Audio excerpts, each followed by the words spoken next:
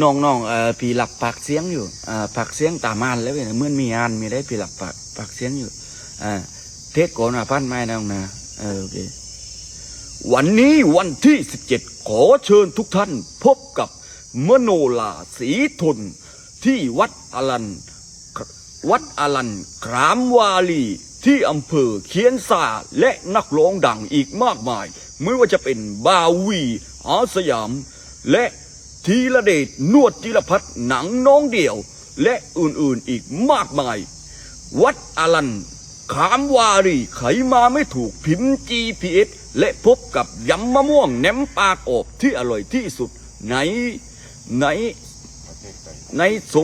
ในภาคใต้ก็เลยก็ว่าได้ไขมาไม่ถูกพิมพ์ GPS ว่าวัดอลันขามวารีพบกับยำมะม่วงแหนมปลากรอบและพบกับเขาได้ทุกค่ำคืนที่ยืนขายอยู่ได้อยู่นะหลับปากอร่อยพ่อน้องหลับปากเสียงตามรถรถเลย